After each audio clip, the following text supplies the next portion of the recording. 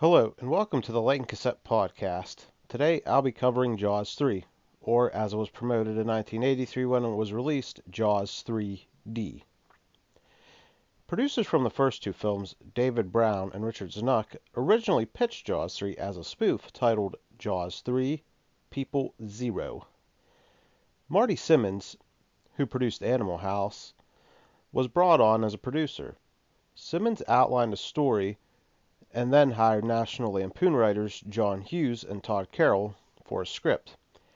However, shortly after the project was shut down due to conflicts with Universal. Brown later said Universal thought a spoof would be a mistake, like shitting in your own nest, shitting where you eat, things like that. Brown said they should have fouled the nest because he thought that it would have been better than what we ended up getting. The film was eventually directed by Joe Alves, who was the production designer of the first two movies. He was also the second unit director of the second movie. Richard Matheson wrote the first outline, although the story was credited to Gruden Trueblood.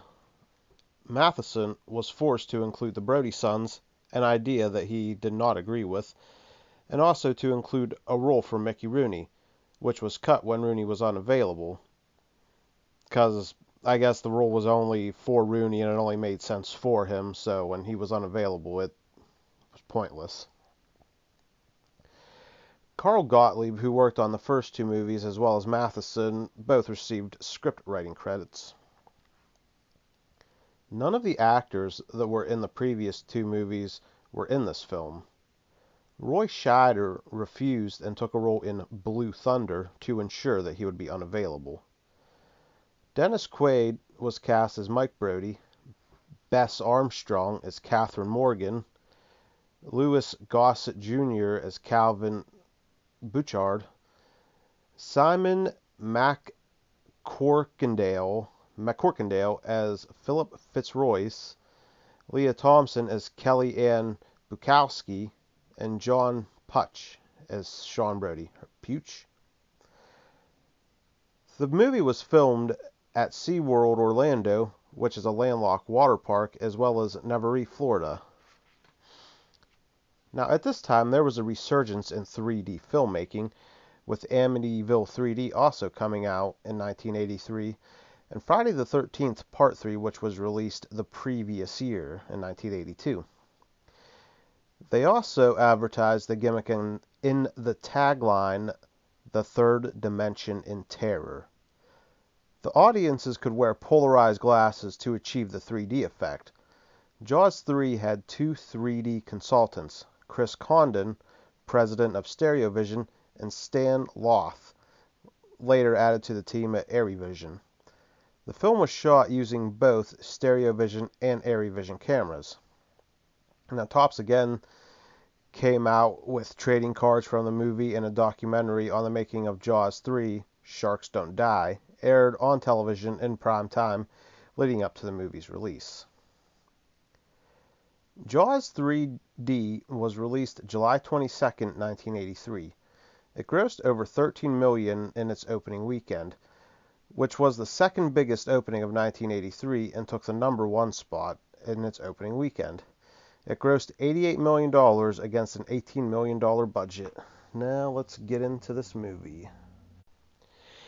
We get some 3D looking graphics and some aquatic life once again to kick us off.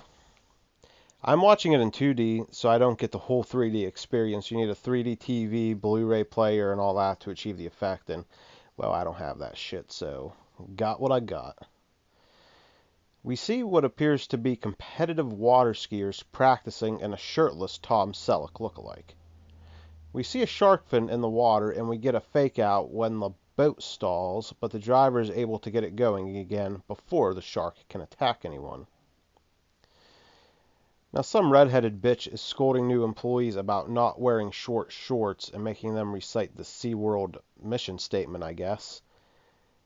We then pan over to a reporter reporting on a man-made lagoon and the new underwater tunnels opening at the SeaWorld. We see a shark fin go through a gate, and it appears to go into the lagoon. Two divers check out the gate, and we get our first look at Mike Brody telling them how to fix it before he jet skis across the park. We see a trainer working with two dolphins, Cindy and Sandy. Mike goes looking for his girlfriend Kay, who is riding around a tank with Shamu, a killer whale. The two make plans for dinner later while they are talking. Two trainers come and tell them the dolphins don't want to go into the lagoon. We see someone seemingly important arriving that Kay refers to as Philip the Great. As the media and Calvin Bouchard and Philip Fitzroyce go into the undersea kingdom, we see Sean Brody, who looks like a cowboy, and he shows up, and him and Mike have some banter. They hug and bullshit, whatever. Happy reunion. We then go to a diver trying to get the broken gate locked, and we assume he gets eaten by the shark. I say assume because all we see is his worried face, then a cut to the shark's mouth opening, a rush of red, and then broken goggles falling to the sea floor. We see a terrible fake severed arm that definitely appears to have been floating in 3D. We go to a bar, and the Brody's waitress, whose boyfriend or husband, whatever he is, works with Mike. She asks where her husband or boyfriend, whatever is, and Mike doesn't know. And she, funnily enough, says, if he's messing around with that little bitch at the souvenir stand, it's going to be his ass. So we can assume maybe he has messed with that bitch from the souvenir stand before, at some point. Sean then goes to play a game he sees, a game of standoff, where the point is to knock over your competitor. It seems fucking lame. They're just like pushing each other with their head. I don't know. It's fucking weird. He wins, however, and takes the girl he was playing with back to his table for a beer. She is also an employee at the SeaWorld, Kellyanne Bukowski. And Sean puts the moves on Kelly. And then we cut to a van, and we see two guys sneaking into SeaWorld. Kelly and Sean have taken off in Kelly's car while Mike and Kay walk on the beach. Mike briefly recounts the events of Amity as to explain to Kay why Sean doesn't visit more. Mike says something about getting a job offer from Venezuela. He would be away for a year and a half, but Kay doesn't want to leave, and she feigns happiness for him. She says she's happy, so I guess we could take it at face value, but she doesn't really seem like it. Sean chases Kelly around on the beach in the lagoon. She kisses him, and her bikini-clad self go into the water, attempting to get Sean to follow. Now, one of the shady guys from the van dives into the water to look for something. It said about getting something off the seafloor. I didn't really pay that close attention to that part because it was fucking pointless and stupid and amounted to nothing. Mike and Kay see Kelly's car, and they fuck with Kelly and Sean by pretending to be cops. Sean, of course, sees it's his brother, then he comes out, and they wrestle on the beach before all four go into the water, Mike and Kay pretty much fully clothed. And our two mysterious divers are seemingly eaten by the shark, and the raft pops and sinks to the bottom after both are eaten. Like I said, this little aside with them is fucking stupid and makes no sense. We know the shark's there. I really don't think we needed that at all. The next morning, Kay and Mike get ready for work as Sean sits and eats his breakfast. We see Kay training dolphins, and we learn here that Kay is the senior biologist as she chats with Mr. Fitzroyce, who tries to flirt with her. The waitress returns and throws a bag full of her man's shit at Brody, and she's pissed he hasn't come home. he is out, and he is our Tom Selleck lookalike from the beginning. So they assume he's just out drunk somewhere. Kay and Mike go into the lagoon, easy for me to say, in a sub to look for Shelby, as his woman calls him, just in case something had happened to him. Some real fake looking green screen effects from the control room of the Undersea Kingdom. Kay and Mike leave the sub to go check in a shipwreck scene, the Spanish shipwreck. Dolphins follow them, and they're acting weird, just as the music swells and a fucking shark tries to take a bite out of them. However, as the shark swims away to circle back, the dolphins save them by swimming by and allowing Kay and Mike to grab on to them and swim. They make it back on the dock just in time. Calvin and Philip come to talk to Mike and Kay after the incident. Philip offers to kill the shark on camera, as it would give SeaWorld immediate coverage. Kay's idea is to tranquilize it and put it in captivity, an idea which Mike fucking hates for obvious reasons. It seems Mike has picked up the habit of smoking from his old man. So he starts smoking like a fucking chimney here for the next 20 minutes, half hour, however long we're with him. We see a syringe full of tranquilizers. Someone puts it in the syringe and pushes the plunger a little bit and it shoots toward the camera. Great 3D effect. Fucking assholes.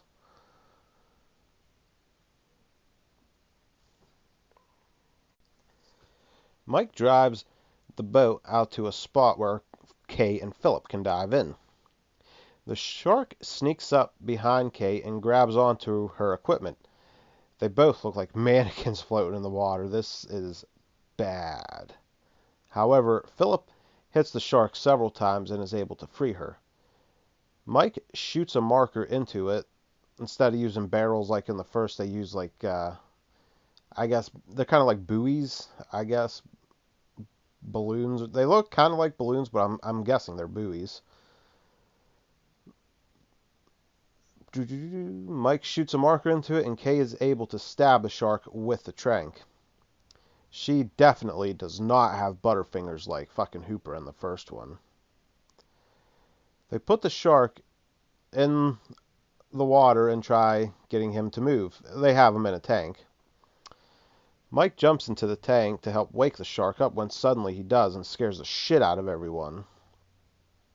It was like he was, I don't know if he was in a coma or in shock or whatever, but Kay and one of her assistants just kept walking him around the tank trying to get him to spring to life. But as soon as a Brody gets in to help, that fucker wakes up all right. The next day, we see the park in its full glory as it is the opening of the Undersea Kingdom. Calvin orders the shark moved so they can start selling tickets to see him. We see our competitive water skiers coming at us in alleged 3D. Sean shows up and talks to Kelly. Then we see some girls enter the Undersea Kingdom. We see the shark moved already, which is fucking super quick, and Kay is pissed. However, she jumps in when it seems the shark is in trouble. She and another trainer try to help the shark, but he dies, proving the whole thing to be a waste of time and money. Back across the park, Kelly talks Sean into playing bumper boats, which he is clearly uncomfortable with. She's on a break between shows, I guess, and she doesn't have to be back for a while, so this guy who she just met the night before and she knows has a fear of water, well, she's just going to try and exploit the shit out of that. We get more shots of people enjoying the Undersea Kingdom. However, Shelby's corpse floats past, scaring the shit out of everyone. Mike goes to look at Shelby's fucked up body and almost pukes. One of the operators calls Calvin because a pump isn't working right and he orders it shut off. Mike and Kay go tell Calvin that it was a different shark that killed Shelby because of the bite radius. Kay insisted on looking at the body after Mike did, and she determined it was a different bite radius. She just got a real quick look at it. I guess since she's the senior marine biologist, she would know this shit, but I don't know. It just seems kind of suspect, but we see the mother shark swim by, and we learn that the shark that died was a baby shark. Mike goes sprinting and commandeering golf carts to warn people. Mike tries warning the water skiers, but they can't hear him. The skiers see the shark when they are turned, and luckily they are saved.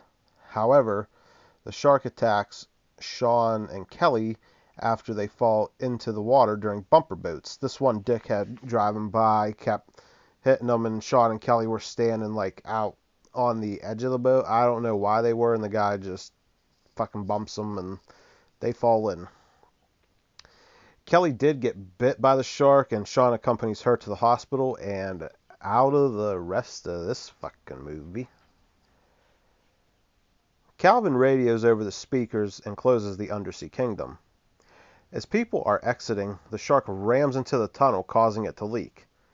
Mike's crew works to make patches to fix the leaking tunnels. It appears that Kay offers to go to Venezuela with Mike. Maybe we'll see this in the next movie. Probably not. Now, the tunnels that were leaking, they shut them with kind of like I guess water tight doors so it didn't spread. So they are trapped in this structure. They're trapped in like the I guess the concourse, the room that everyone goes into when they're going into the undersea kingdom. We have media gathered outside of the park, and a dick with a bow tie gives the media a statement. The people trapped in the tunnel are starting to get even more restless because of the waist-high water, and they're cold. And there we have some old people and some children they show. So Philip devises a plan to get the shark out of the park by using live bait to get her to swim through the filtration tunnel.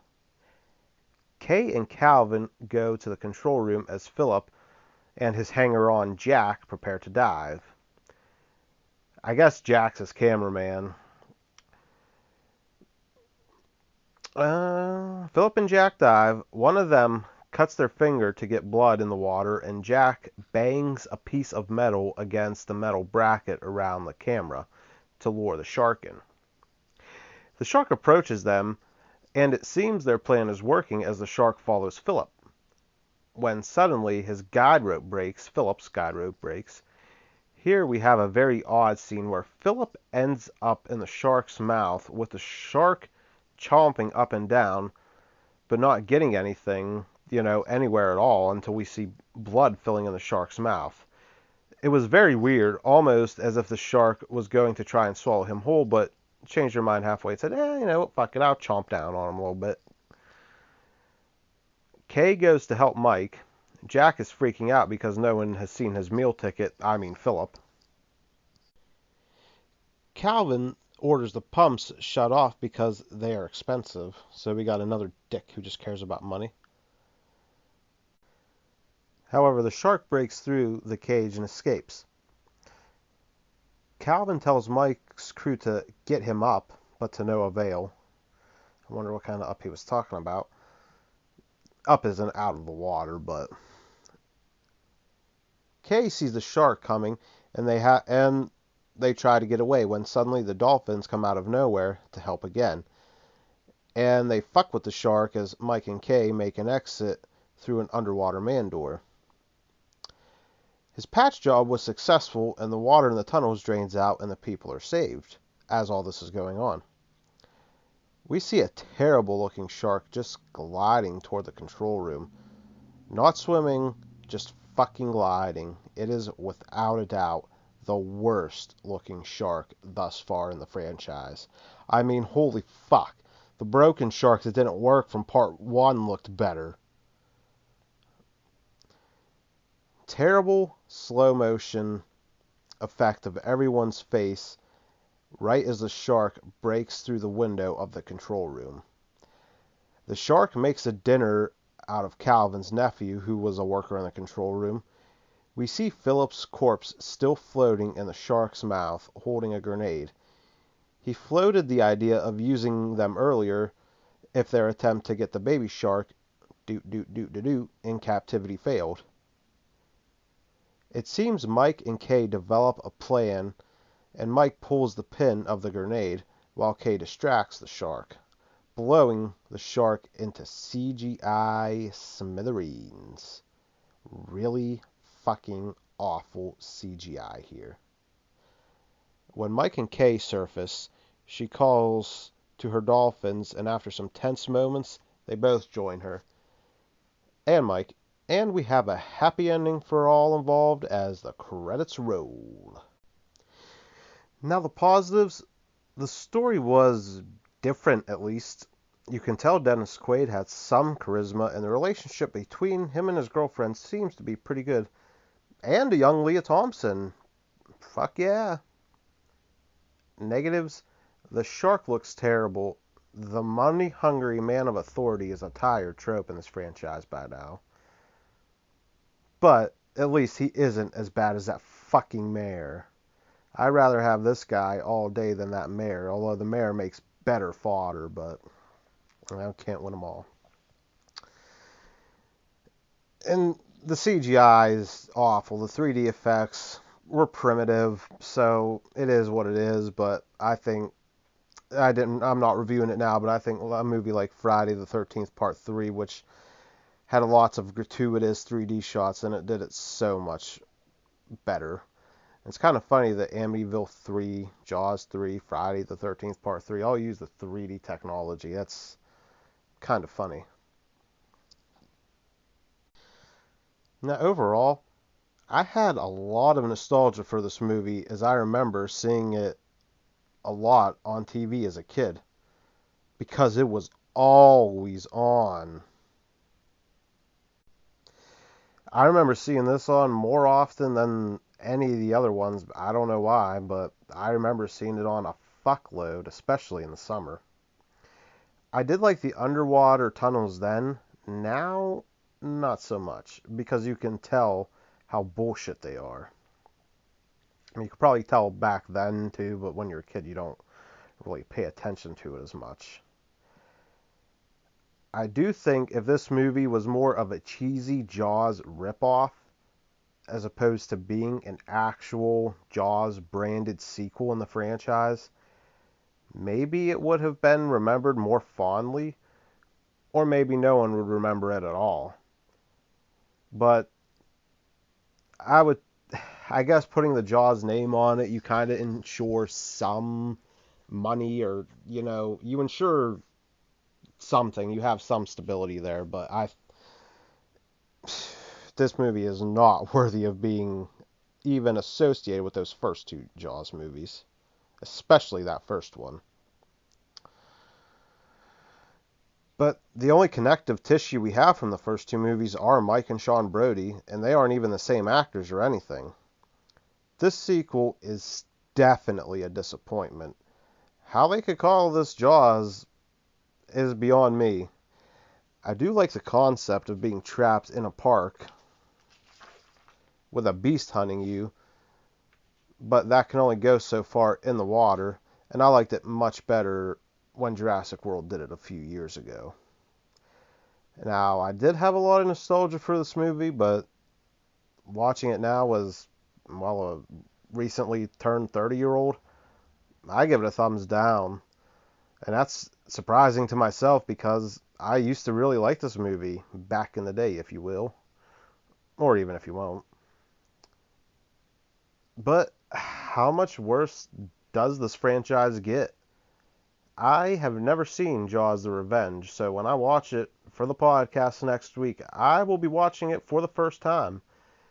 So the first three I've seen before and kind of had my own opinion formulated beforehand, but this Jaws movie, the fourth one, I've never seen, so it'll be interesting. But next week, like I said, I will review Jaws the Revenge here on the Light and Cassette podcast. Now, please don't forget to send us a like on Facebook and a follow on Twitter. and I will be back next week with the finale in the Jaws franchise, Jaws: The Revenge.